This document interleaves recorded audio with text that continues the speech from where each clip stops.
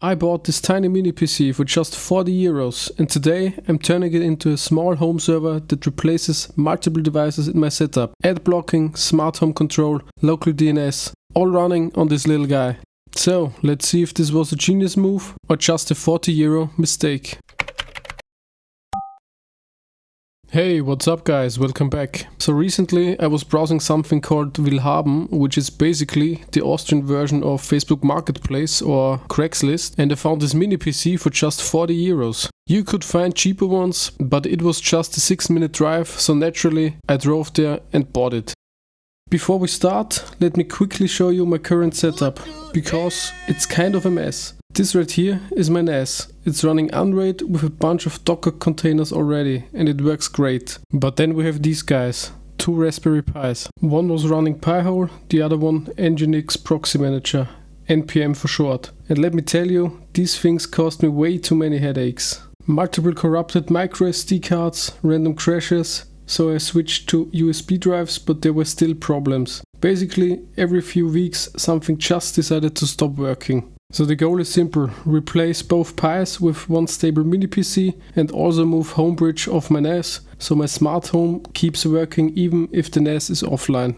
So here's the plan. Everything will run on Ubuntu using Docker and Docker Compose. It's 2026, so if you don't use containers already, you definitely should. First, I will use a ddclient. Because my IP address isn't static and I need a way to keep my domain updated automatically. I'm using a free German provider called DNS Home for that. Then we have Pihole, which will block ads across my entire network. Nginx Proxy Manager will handle local DNS and give me clean names for my services. And finally Homebridge, so I can connect non-Apple smart devices to Apple HomeKit. Basically, this little box becomes the control center of my network. First, we need to create a bootable USB drive with Ubuntu Server. You can use tools like Rufus or Balena Etcher for that. Both are super easy to use. I will quickly show Rufus here, but the process is pretty much the same with Balena Etcher. Just select the drive, but be careful, all data will be erased from this drive, and choose your downloaded ISO and hit start.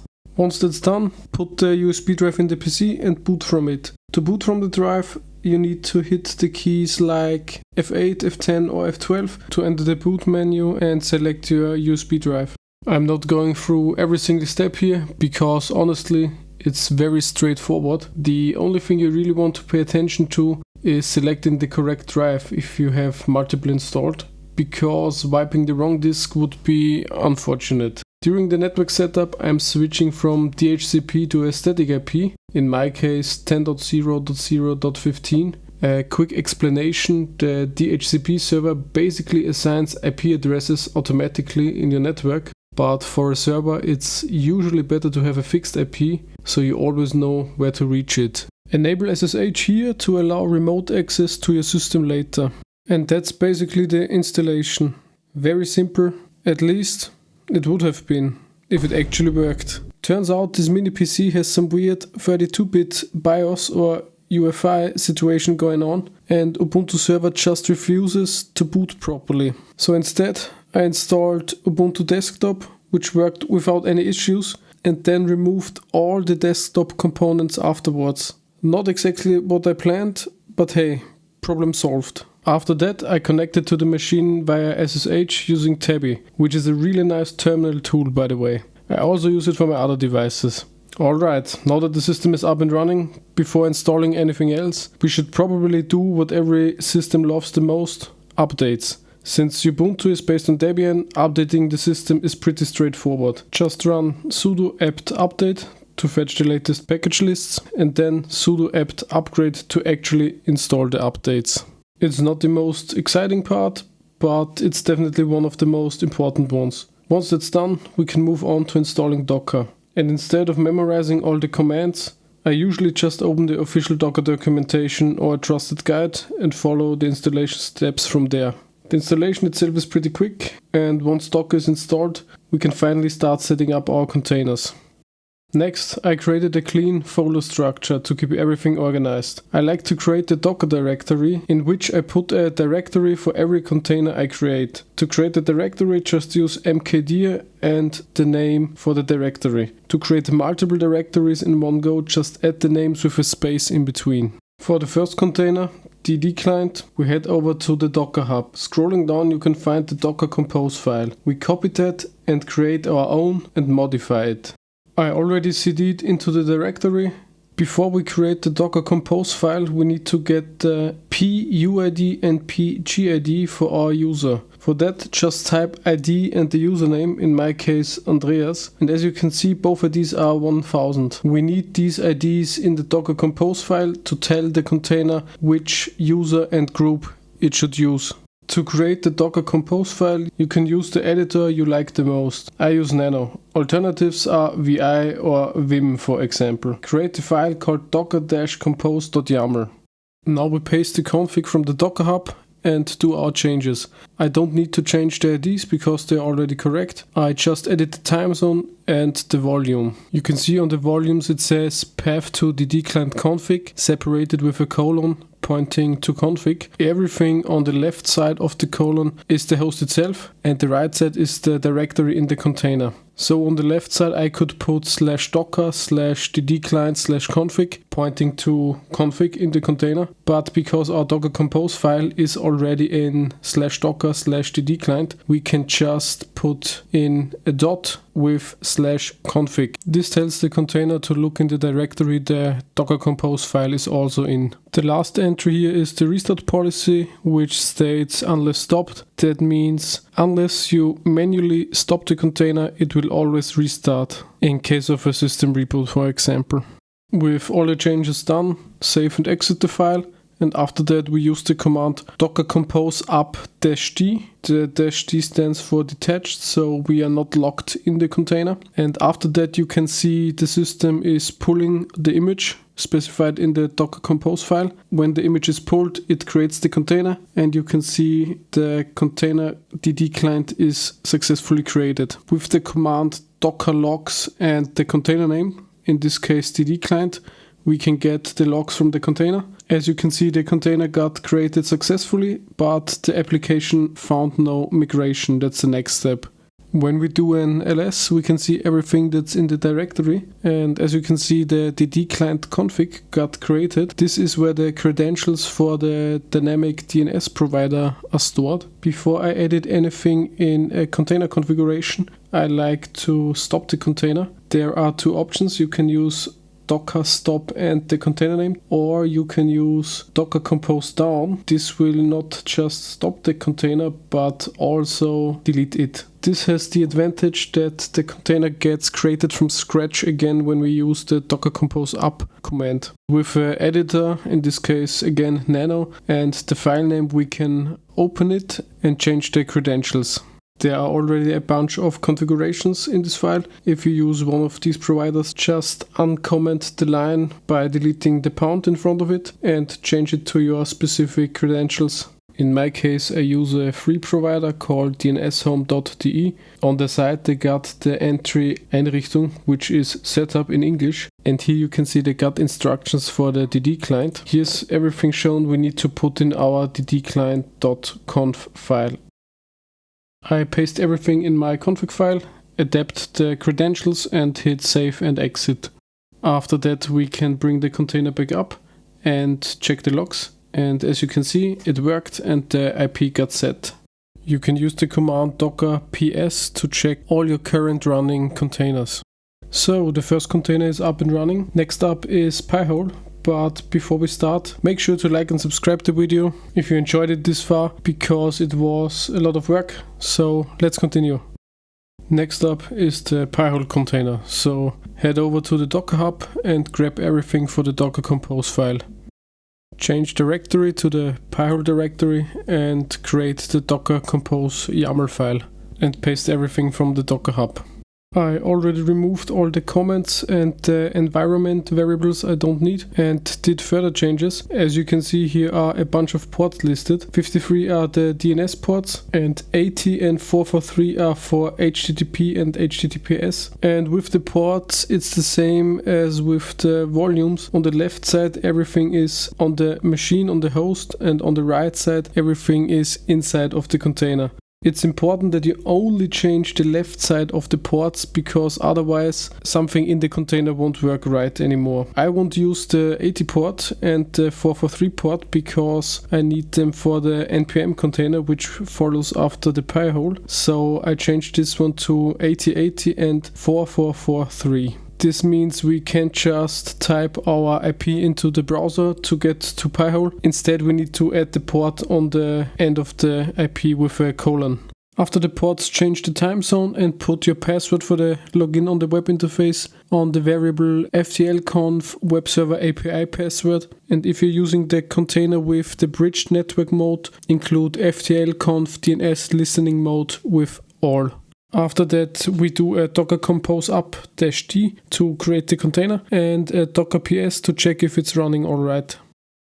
Head over to your web browser, type in the IP address and add the port as mentioned before, and followed by a /admin. Now you see the login mask, just put in the password like in the docker compose file. Now you can see the dashboard with the total queries and the queries blocked. For your devices on the network to use Pi-hole as an ad blocker, you need to change the DNS server on the devices. Easiest way is to change your DHCP server in the box from your ISP. So just put your IP address from the Pi-hole in the DHCP configuration for the DNS server. So now your clients will use Pi-hole as the DNS server and will get fewer ads. You don't really need to change anything here, it works great out of the box. Pi-hole is set up for now, we will get back to it later for the local DNS after the Nginx Proxy Manager is set up. By now you should know the drill, get to the Docker Hub, copy the Docker Compose code and put it in your Docker Compose file and do some modifications.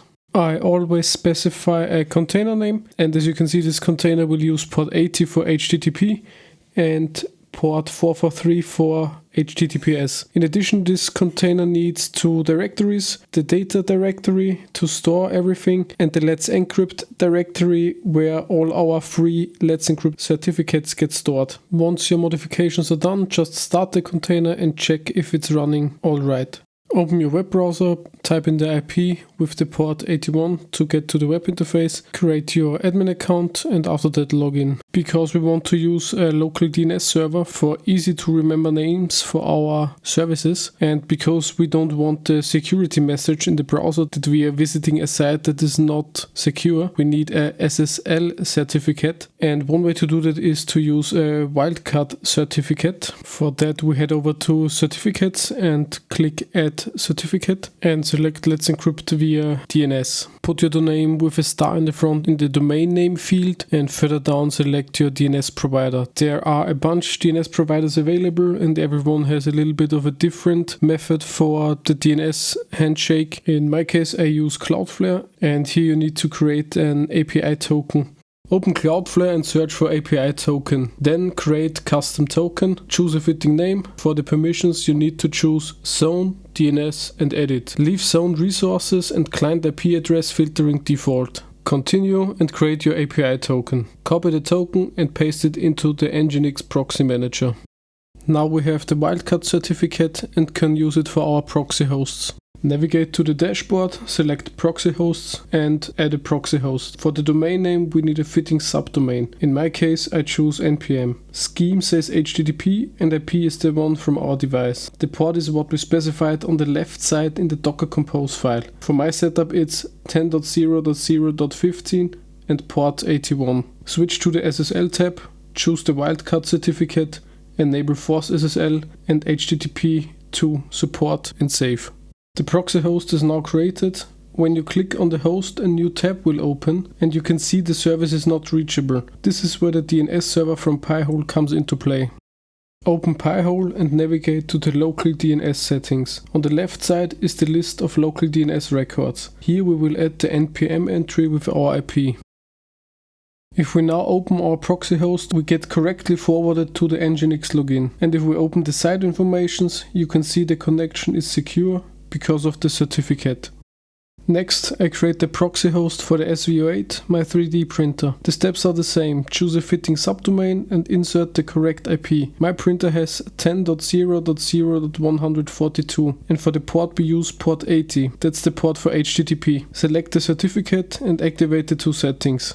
For the new proxy host, we need to create an entry in pihole, but we don't create another local DNS record. Instead, we create a local CNAME record. Domain is the subdomain we just specified, and the target is the npm address, which we specified in the DNS records on the left side. This way, when I want to connect to my SVO8, it looks at the DNS server, then at the Nginx Proxy Manager, and sends us the right way. By the way, make sure to subscribe, because I'm working on a gantry with 9mm belts and double shear support for the SVO8. The CAD is done, and now I need to print all the parts and verify that they are correct, and after that the rebuild can begin.